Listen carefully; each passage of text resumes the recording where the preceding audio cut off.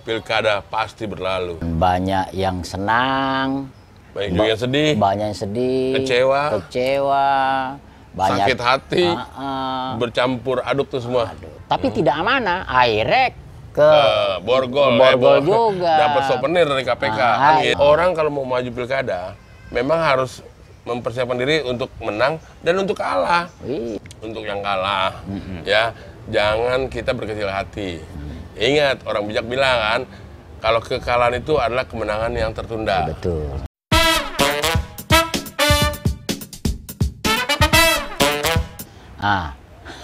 Mon, tanggal 9 ini sudah berlalu, yaitu pesta demokrasi. Pilkada. Pilkada pasti berlalu. Pasti berlalu. Dan banyak yang senang, banyak juga yang sedih, banyak yang sedih, kecewa, banyak sakit hati, bercampur aduk tuh semua. Yang bener ah, masa sih? Banyak mempunyai harapan-harapan, nggak tercapai. Sekarang semua nanya nih, Mon. Kalau seandainya kau, Mon, berada di posisi yang kalah. Sebagai kandidat yang kalah. Yang kalah. Ya kita kan bisa lihat memang di situ. Dari apa sih namanya, quick count. Perhitungan cepat. Quick count. Quick count itu kan nggak mungkin lah bohong atau direkayasa. Kalau ternyata memang di situ nih kita di urutan paling terbawah, ya udah nggak usah mencari salah lagi. Wah nih apa pilkada curang, wah ini begini, wah begitu, nggak usah. Tapi kita harus berjiwa sportif. Itu mah hoax. Mental yang kuat. Mental juara itu harus di sini. Mungkin dari gue akan langsung memberikan ucapan selamat kepada lawan gue. Yang menang. Yang menang dong. Justru yang menang dikasih selamat. Yang menang gue ucapan selamat. Kok bisa begitu sih? Karena kan memang dari hasil perhitungannya udah jelas. Walaupun belum disahkan oleh KPU. Tapi dari hasil quick count kita udah bisa lihat. Nggak usah nyari gara-gara lagi. Atau nyari kasak kusuk untuk supaya bisa menang. Nggak usah. Dan sekarang kan banyak yang berpikiran, gue nggak mungkin kalah. Gue kalah karena dicurangin kan gitu kan. Itu belum tentu berarti. Apalagi sekarang terbuka. Bisa ketahuan tuh hitungan satu orang, bisa ketahuan yang menang atau siapa. Walaupun keputusan akhirnya KPU kan gitu. Sekarang sudah sangat terbuka. Gue salut banget sama anaknya Maruf Amin. Ya. Di Tangsel. Wah, Siti Aziza. Betul. Itu untuk Siti Aziza, gua acungkan jempol. Luar biasa. Patut diacungkan jempol. Mental juara seperti itu. Kalau kalah itu kan kita bisa bilang kemenangan yang tertunda. Betul. Ya namanya pilkada 5 tahun, ntar lagi 5 tahun lagi. Ya kita tetap berusaha lah. Itu Ibu Siti Aziza sebelumnya ada pengumuman dari KPU dia udah katakan. Bahwasanya mereka memberikan selamat kepada yang menang. Itu bagus, mental juara. Itu baru luar biasa. Patut diacungkan jempol. Persiapan mental dia udah ada tuh. Orang kalau mau maju pilkada, memang harus mempersiapkan diri untuk menang dan untuk kalah. Kok bisa begitu sih? Jangan cuma untuk menang doang. Sehingga kalau begitu untuk menang doang, begitu kalah nih sakit. Nah, iya, sakit hati. Akhirnya ya itu tadi kata kusuk, mencari kambing hitam segala macam begitu. Oh, artinya pertarungan itu sebenarnya memang harus siap kalah dan menang. Proses pendewasaan juga. Oh, gitu. Supaya sebagai mental pemimpin itu seperti itu. Sekarang mau nanya, apakah si calon itu apakah sudah pasti mempunyai kepiawaian, kepandaian untuk memimpin atau memang berpeluang hanya menang? Di sini idealnya dia mempunyai kepintaran, yang mumpuni dan istilahnya siap kalah dan siap menang. Tapi banyak juga loh, Mon. Istilahnya dia itu justru tidak terlalu mempunyai kepandaian untuk sebagai pemimpin karena support dan dia mendapatkan kemenangan. Itu bagaimana dampaknya, bahaya juga dong berarti. Itulah faktor luck juga ada. Faktor yang artinya nanti kan akan kelihatan lagi begitu dia memimpin. Yang bener ah, masa sih? Maka itu dulu kan pernah ngobrol juga nih sama Tompo. Anwar atau Tompo nih? Tompo. Itu mah hoax. Pernah kan kita ngobrol tuh tentang konsep aku. Oh, aku. Ambisi, kemampuan, dan usaha. Oh, Kan itu. Jadi paketannya aku. bener, harus ada tiga-tiga tadi. Kalau tiga-tiga tadi tuh biasanya kedewasaannya pasti udah terbentuk. Ya. Karena mungkin aja nih yang ya maaf nih, kalau misalnya ada yang kalah, ambisinya udah gede, Ya. kemampuannya juga udah gede, usahanya juga udah gede, tapi mental juaranya nggak ada, ya kan cuma juga. Iya. Hah? Masa bisa begitu sih? Berarti dia memang mau maju hanya untuk menang, dan banyak kejadian di daerah itu dia mencari simpati kepada rakyatnya, Bener. memberikan sumbangan. Betul. Memberikan tuh ada kejadian di daerah-daerah memberikan Ngasih karpet, ngasih diminta lagi bangunan, batakonya diambil lagi. Hah? Itu mah hoax. Itu kan Disuruh berarti rubuhin dia deh. mentalnya kesian. Betul, itu menandakan dia belum dewasa lah. Mental siap kalahnya nggak ada. Ah, Kalau kita mempersiapkan siap mental kalahnya, dia udah tahu tuh. Yang namanya ingat, yang namanya menang itu kan juga amanah. amanah. Luar biasa, patut diacungkan jempol. Jadi bukan karena apa sih nama kemampuan kita, persiapan kita segala macam. Karena memang ada juga yang sudah mempersiapkan segala macam itu untuk bertarung, Justru nggak dapat. nggak dapat, betul. Nah, atau yang persiapannya biasa-biasa aja, karena memang dapat amanah tadi. Karena hal seperti itu banyak lah yang faktor X yang bener lah. Masa sih? Mungkin yang tidak kita perhitungkan. Tapi memang sih saya pikir nih, yang kalah jangan merasa diri berkecil hati, yang menang juga jangan terlalu Berbesar bangga. hati, benar. Karena apa? Kan banyak kejadian Mas Temon. Tiba-tiba mendapatkan posisi jadi pejabat, tapi tidak amanah. Akhirnya ke Borgol juga. Dapat souvenir dari KPK. Hah? Kok bisa begitu sih? Gitu. Yang kalah itu bukan berarti mungkin aja Dia nggak kamu bagus. dilindungi. Betul. Karena kamu nanti amanah itu untuk pelajaran yang berikutnya. Bisa nggak diamanah? Ini masalahnya amanah atau tidaknya kan masih banyak proses 5 tahun tuh. Benar, disitulah apa namanya, kalau bisa nih yang menang pun supaya tidak menimbulkan ekses, merangkul juga yang kalah-kalah. Gile. Karena kan program-program dari masing-masing kandidat, kalau menurut gue bagus-bagus. Bagus, semuanya Kan bagus. nggak ada salahnya. Misalnya gue menang nih di pilkada, yang bener lah. Masa sih? Lu lawan gue, gue akan nyamperin lu juga, wah, Tombo, program yang ini Gue pakai deh. boleh nggak dipakai? Karena itu kan memang untuk masyarakat. Bagus nih. Cuman karena ente nggak menang, misalnya gitu kan.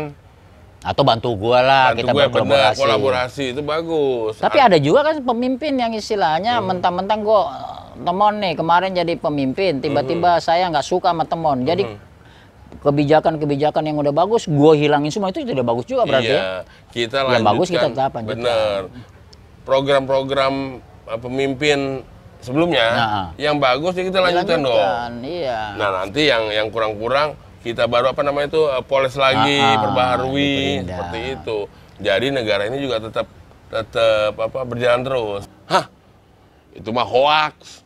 Dan gue salut juga untuk pilkada kali ini, walaupun di situasi pandemi, tapi aman dan lancar. Aman dan lancar. Jadi terima kasih juga untuk Polri, TNI, Wah, luar ya kan? biasa memang. Luar biasa dalam mengamankan pilkada tadi. Gile, terutama juga kepada masyarakat mau menggunakan hak pilihnya, karena kan sebelumnya kan kecemasan, takutnya terjadi kerumunan, takutnya apa namanya tercemar juga terjangkit COVID segala macam.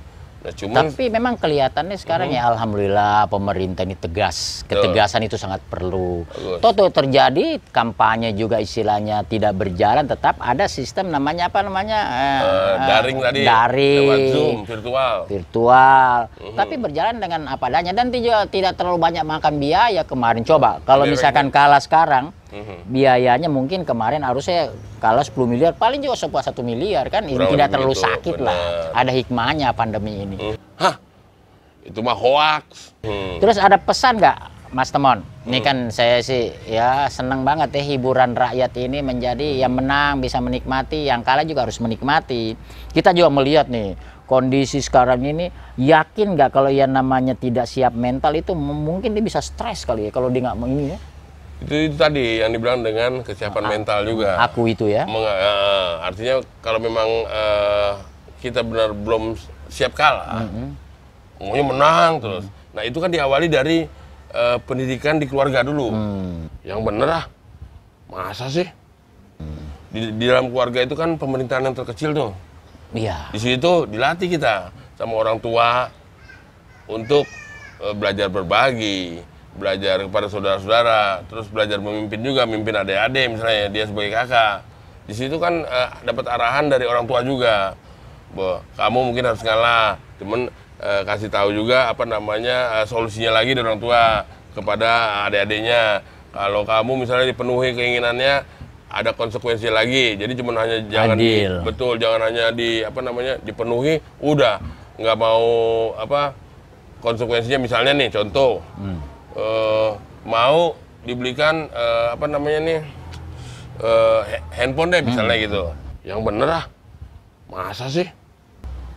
Nah supaya bisa tetap mengikuti, mengupdate hal-hal di positif bener gitu. Nah paling diingatkan, ingat pakainya juga harus pada saat tertentu menggunakan handphonenya, jangan setiap saat handphone terus. Nah itu hal-hal kayak gitu kan harus diajari juga dari keluarga dulu. Artinya semua, contohnya kalau pisau itu kan bisa melakukan hal yang jelek dan juga bisa melakukan yang baik. Betul. Ya kan, tergantung kitanya. Dua sisi mata uang gitu. Jadi jangan sampai hal-hal yang dari keluarga itu, misalnya dibiasakan, ini handphone kakak kamu, jangan kamu main ambil aja, itu bukan hak kamu. Itu kan dilatih kayak gitu, sehingga nanti dia misalnya jadi pemimpin, tidak terlibat korupsi. Hah, itu mah hoax, karena bukan hak dia. Belajar berbagi sesuai dengan aturan-aturan yang dibuat oleh pemerintah. Dimulainya kan dari aturan-aturan di dalam rumah tangga dulu. Betul. Begitu. Lagi juga kan pemerintah kan, presiden kita ini sudah mewanti-wanti, jangan korupsi, jangan korupsi. Nah, berarti tergantung kalian lah, individunya. Jadi kalau misalnya dari individunya, jangan akhirnya kita lebarin, kita sangkut pautin, wah partainya sih begini, manusianya terus memang. Ini begini, jangan. Karena memang itu masalah pribadi kan. Udah nggak ada ikut-ikut campur nih, partai atau segala macam di luar dari dianya. Seperti jadi kita nggak bisa salahin lo dari rumah sana, nggak penting oknumnya. Makanya sebelum menyalahkan orang lain tadi, karena dia udah terbiasa di lingkungan keluarganya yang terkecil nih untuk belajar bertanggung jawab. Kalau misalnya salah, mengaku salah. Kalau memang bukan hak kamu, jangan kamu ambil, atau bagusnya kamu simpen, terus nanti dikasihkan ke yang memang memiliki. Betul. Contohnya handphone adiknya atau handphone kakaknya, dia nemuin, pegang dulu, mungkin kakaknya kan belum ada, begitu kakaknya pulang kasih, Kak ini handphonenya tadi tertinggal. Nah kan kalau terbiasa untuk berbuat baik gitu, di saat, bawa terus. Iya, istilahnya di saat itu kau merasa bukan punya kamu, jangan coba-coba kau lakukan. Betul. Di saat kamu kehilangan dan kamu selalu mengembalikan, yang kehilangan itu tidak akan bisa hilang. Hah? Kok bisa begitu sih? Jadi itu hukum karma sudah. Iya benar. Kalau kita berbuat baik, karmanya baik. Kita berbuat jahat, ya, karmanya juga langsung dapat jahat juga. Memang sih nggak langsung itu, agak lama. Ada pesan nggak nih untuk yang yang bupati, wali kota, dan gubernur yang terpilih? Atau calon-calon sudah. Yang kalah dulu. Untuk yang kalah, ya jangan kita berkecil hati. Ingat orang bijak bilang kan, kalau kekalahan itu adalah kemenangan yang tertunda. Betul. Yang bener lah, masa sih? Tuh, terus juga kita harus bersportif, berjiwa besar. Nggak ada salahnya kita yang kalah ini mengakui, memberikan ucapan selamat kepada yang menang, misalnya begitu. Hah, itu mah hoax. Karena itu memang mujur dari Tuhan biasanya itu amanah, benar. Oh, gue belum dikasih izin sama Tuhan nih untuk memimpin atau begitu. Jadi kita akan maksudnya gini, tetap positive thinking terus, supaya kan semua juga untuk kebaikan bersama. Yang bener lah, masa sih? Supaya negara ini berjalan aman, lancar, tertib, kayak gitu.